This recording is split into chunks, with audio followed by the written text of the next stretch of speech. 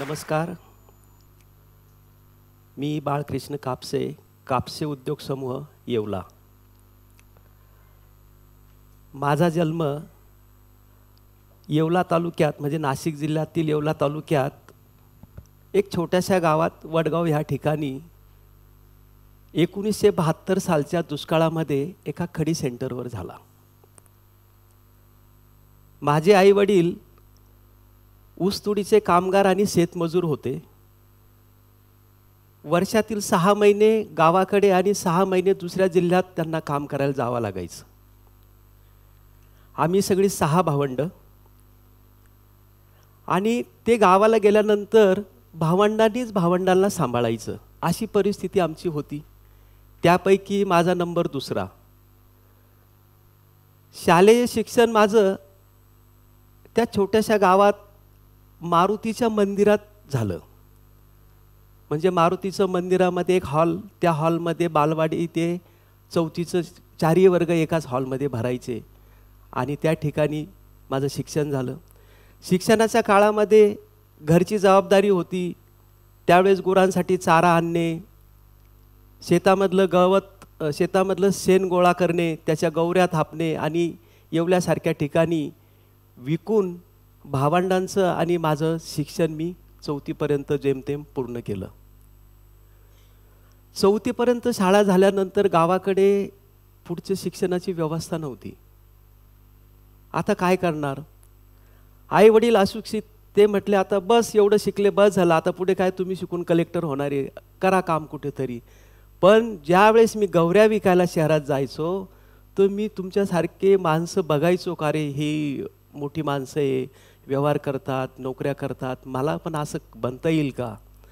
म्हणून मी वडिलांना विनंती केली की नाही दादा, मला शहराकडे जाऊ द्या, मला शिकू द्या, तुम्ही भले मला मदत नका करू, मी काम बघेल, काम बघून मी शिकेल. आणि त्या अटीवर त्यांनी सांगितलं बघ तुला शिकायचं असेल तू जा. आणि वयाच्या 11व्या 12व्या वर्षी मला गाव सोडून येवल्यासारख्या ठिकाणी शहरात मला शिक्षणासाठी यावं लागलं. सुरुवातीचा काळ फार बिकट होता. कुठं राहायचं, काय खायचं, कोणाकडे नोकरी करायची. परंतु मला एका ठिकाणी नोकरी मिळाली, एका डॉक्टरकडे मी नोकरी केली. त्याच्यानंतर दुसरीकडे अशा 2-3 ठिकाणी नोकऱ्या केल्या आणि ह्याच वेळेस माझे भावंड 4थी शिक्षण पूर्ण करून त्यांनाही मला माझ्याकडे आणावं लागलं.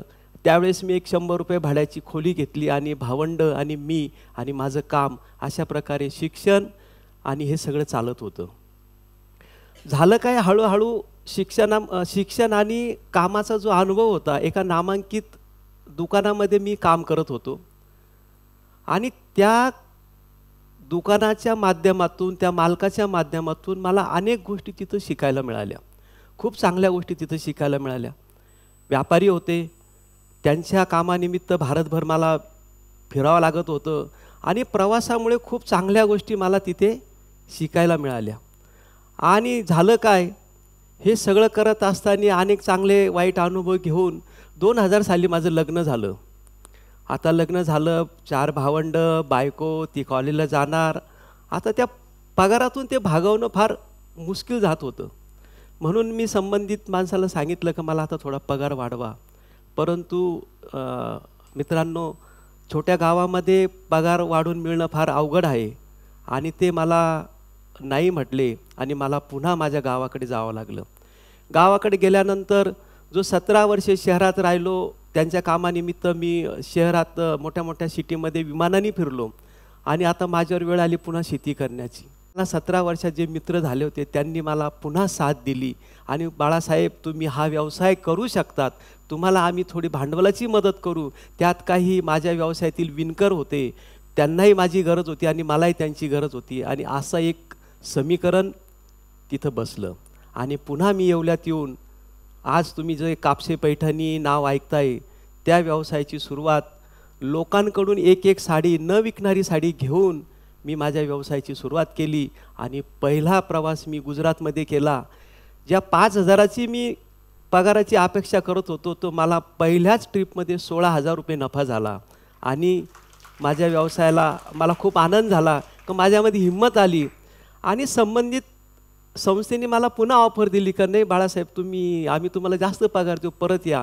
पण त्यावेळेस मी सांगितलं नाही सर, आता मला हे शक्य नाही, माझ्या भरोश्यावर आता अनेक कारागीर आहे, माझा परिवार आहे, तर तुम्ही मला आता तसं काही आग्रह करू नका. कारण त्यांचे माझे रिलेशन खूप चांगले होते. स्वतःचं मॅन्युफॅक्चरिंग असावं, आपल्याला चॅलेंजेस येतील, आपण ते स्वीकारू. कोणी कितीही चांगली साडी बनवायला लावली, कसंही डिझाईन बनवायला लावलं, तर आपले स्वतःचे हातमाग पाहिजेत. म्हणून 2001 साली माझ्या स्वतःच्या पत्र्याच्या घरामध्ये वडगाव या ठिकाणी एक हातमाग चालू केला. तो हातमाग चालू केला. माझा स्वतःचा भाऊ जो ड्रायव्हर होता, त्याच्याबरोबर गावातले काही आदिवासी मुलं, शेतमजूर मुलं, त्यांना एकत्र केलं. 2चे 4, 4चे 10 एकीकडे हातमाग वाढत होते. मी आणि माझा मेहुणा हा व्यवसाय एकीकडे करत होतो. आणि ज्या व्यवसायात होतो त्या साडीबद्दलही मला एक प्रेम होतं का ह्या साडीचा इतिहास काय. जी पैठणी तुम्ही ऐकतात बघतात, त्या साडीला 2000 वर्षाचा इतिहास ह्या महाराष्ट्राला आहे. मी नेहमी अभ्यास करायचो की सगळ्या क्षेत्रामध्ये डेव्हलपमेंट होते. म्हणजे गाड्यांमध्ये डेव्हलपमेंट होते, माड्यांमध्ये डेव्हलपमेंट होते, मग साडीमध्ये डेव्हलपमेंट का नको. आपण काहीतरी केलं पाहिजे. म्हणून तसा अभ्यास करायला सुरुवात केली. तर माझ्या असं लक्षात आलं की सुरुवातीच्या ज्या साड्या होत्या त्याच्यामध्ये नॅचरल रंग होते, खरा जरी होता, ट्रॅडिशनल डिझाईन होते. आपण पैठणीला तिकडे कसं वळवता येईल, असं व्यवसाय करत करत हे ठेवत माझा व्यवसाय वाढत गेला. आणि सुरुवातीला तर 10 बाय 10च्या घरामध्ये एक तोडक्या मोडक्या कपाटामध्ये जो व्यवसाय चालू केला, तो व्यवसाय 2011-12 पर्यंत मोठ्या प्रमाणात वाढला. एक हातमागापासून 50,000च्या भांडवलावर चालू केलेला माझा व्यवसाय 100 कोटीपर्यंत पोहोचला. आणि प्रश्न पडला का पैशाचं काय करायचं. म्हणजे सुरुवातीला विषय असा होता का भांडवल कुठून आणायचं, दुकान नाही, माणसं नाही. आणि 12-13 वर्षांनी असा प्रश्न आला का आता एवढे पैसे शिल्लक राहत आहे, याचं काय करावं. माझ्या परिवारातील काही माझे लहान भाऊ शिकलेले, ते बोलले आपण फ्रँचायझी काढू, नाशिक, पुणे, शिर्डी, मुंबई, औरंगाबाद.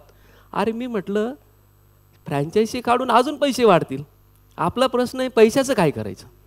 एका दुकानात 10-12 करोड रुपये मिळत आहे, 10 दुकानं टाकून किती पैसे वाढतील. आणि त्याला म्हटलं बघ, आपण छोट्या गावात जन्माला आलो, लहानपणी आपल्या गावातल्या लोकांनी आपल्याला कोणी भाजी दिली खायला, कोणी कपडे दिले, ह्या सगळ्या गोष्टी विसरून आपण शहराकडे जायचं आणि कोणासाठी काम करायचं, पैशासाठी नाही नाही नाही. आपण इथेच गावाकडे काम करू. आपल्याबरोबरचे जे शेतमजूर असतील, आदिवासी लोक असतील, देवानी आपल्याला ह्या गावात जन्माला घातलं आहे, आपण इथेच काम करू. आणि ते ठरलं. ते ठरल्यानंतर आता कोणाला काम द्यायचं, कसा नियोजन करायचं, सगळ्या परिवारांनी मला साथ दिली. आणि एक प्रोजेक्टवर आम्ही विचार केला का ह्या संपूर्ण भारतामध्ये जर आपण विचार केला तर ग्रामीण भागामध्ये लाखो मुलं बेकार आहे. शेतकऱ्याची मुलंसुद्धा 6 महिने काम करतात, आदिवासी तर पूर्णपणे बेकार आहे. आणि त्यातल्या त्यात तिसरा एक घटकचा विचार केला का जे दिव्यांग आहे, अपंग आहे आणि अनाथ आहे, त्यांना तर कामच मिळत नाही. आता माझं जे क्षेत्र होतं त्याच्यामध्ये मित्रांनो कोणत्याच प्रकारची रिस्क नाही आहे. आमच्याकडे कोणती टेक्नॉलॉजी नाही, आमच्याकडे कोणती मशिनरी नाही, आम्हाला कुठं ट्रॅव्हलिंग करायची गरज नाही. 100% नॅचरल काम आहे आमचं. आणि मग ह्या कामामध्ये हे आपले अपंग मुलं काम करू शकता का असा विचार आला. आणि ट्रायल बेसवर एक 10 ते 12 मुलांवर आम्ही प्रयोग केला. आणि खरं सांगतो तुमच्या माझ्यापेक्षा त्यांची जी कला, त्यांनी बनवलेल्या ज्या साड्या होत्या त्या आपल्यापेक्षा 100 पटीने चांगल्या होत्या.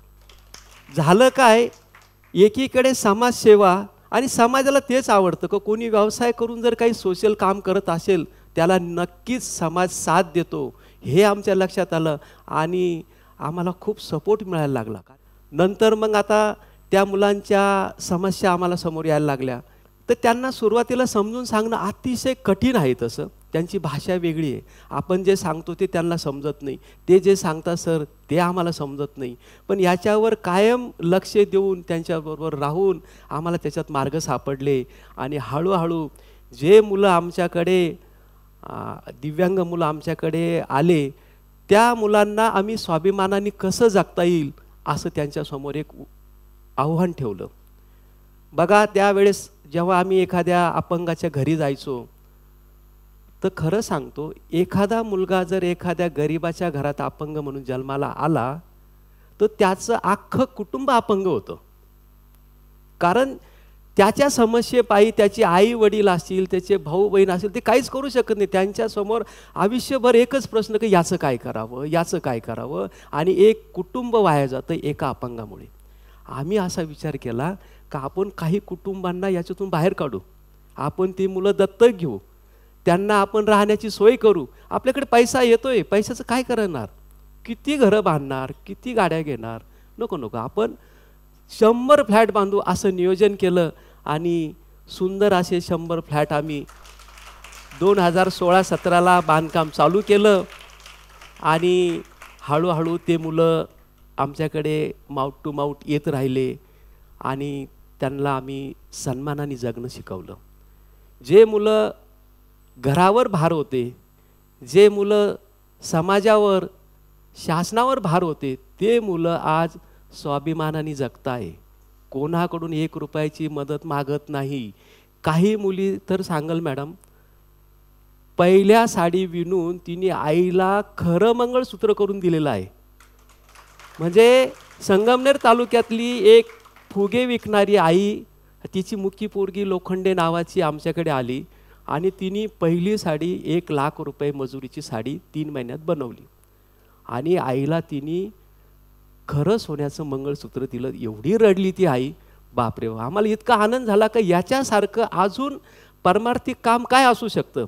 का आपण नेहमी नेहमी पंढरपूरला जायचं, हीच पंढरपूर नाही का आपल्यासाठी. आजकाल अनेक दिव्यांग लोक आमच्याकडे येतात, खूप कुरूप असतात, कोणाचे कपडे कसे, तर कोणाचं अवसान कसं असतं, बिचारे अपंग आहे ते. आत्ताच मुंबईची एक माझ्याकडे मुलगी आली, ती इथून जळालेली आहे. आता तिचे वडील परागंदा, आईने कोणातरी बरोबर लग्न केलं आणि आजी तिला घेऊन आली. आजी म्हणे, बघा माझं भाऊ, माझं वय झालं आता 70-75, ही मुलीचं मी काय करू, हिला कोणी कामाला ठेवत नाही. अहो म्हणलं, आजी हिला काय झालं, हिचे हातपाय चांगले, फक्त मुकी आणि जळालेला असू द्या ना. मी तिच्या संग मैत्री करायला सुरुवात केली. पण आता मी मुख्य मालक आहे आणि मी तिला रोज भेटतो, तिला विचारतो, अगं तू किती सुंदर दिसते, आता फार छान दिसते, तू छान झाली.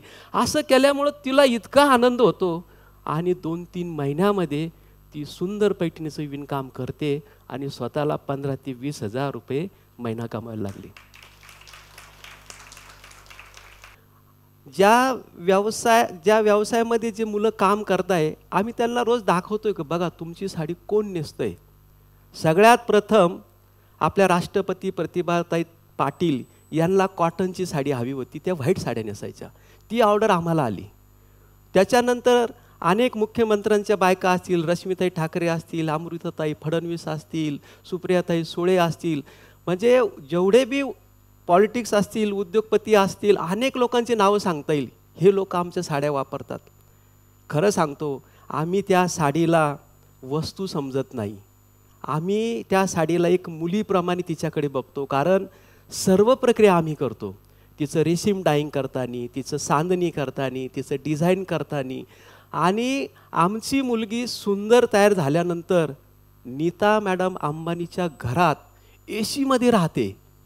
आणि अशा प्रकारे हा व्यवसाय आमचा मोठ्या प्रमाणात वाढत आहे. आमचं एक स्वप्न आहे का आपण आता 300 लोक आमच्याकडे काम करतात, आम्ही त्यांच्यासाठी 100 फ्लॅट बांधले, दरवर्षी फ्लॅट बांधतोय. आलेल्या व्यवसायातून एकच ध्येय ठेवलं आहे, संकल्प आणि ध्येयापासून दूर जायचं नाही. याचबरोबर ह्या कामाबरोबरच अजूनही काही उपक्रम आम्ही चालू केले. त्यात देशी गौशाळेचं आम्ही नियोजन केलं. एक 300 गायी माझ्याकडे आहे, त्यातूनही समाजाला एक चांगलं औषधी तूप मिळतं, दूध मिळतं. दुसरं एक अजून विषय घेतला आहे हातामध्ये की मी ग्रामीण भागात शेतकरी कुटुंबात जन्माला आलो आहे, मला शेतकऱ्यांसाठी सुद्धा काहीतरी केलं पाहिजेत. आणि एक FPOची स्थापना केली, कापसे पाटील कृषी प्रोड्युसर नावानी. आणि हजारो सभासद आता आमचे झाले. त्यांना आम्ही काही मिलेटचे कामं देतोय. ह्या दिव्यांगाच्या आशीर्वादाने गौशाळेच्या गौमातेच्या सेवेनी मला अनेक ठिकाणी जाण्याचा योग आला. माननीय पंतप्रधानांना आमचे दिव्यांग लोक भेटले, त्यांना त्यांच्याच स्वतःची प्रतिमा ते विणताय अशी प्रतिमा त्यांनी विणून दिली. किंवा अंबानी परिवारांनी पण आम्हाला आमंत्रित केलं. भारतामधले जे 6 कल्चरल लोक निवडले होते त्यात आमचं कापसे पैठणीचं नाव होतं. आणि साधारणतः 45 दिवस NMSCCला आमचा स्टॉल लावला. एवढ्या स्वाभिमानाच्या गोष्टी ह्या छोट्याशा व्यवसायातून घडत आहे आणि याचा आम्हाला खूप आनंद आहे. यापुढेही आम्हाला हे काम खूप वाढवायचं आहे. हजारोने लाखो लोकांना रोजगार देण्याचा आमचा मानस आहे. एवढंच बोलतो, थांबतो. जय हिंद, जय महाराष्ट्र.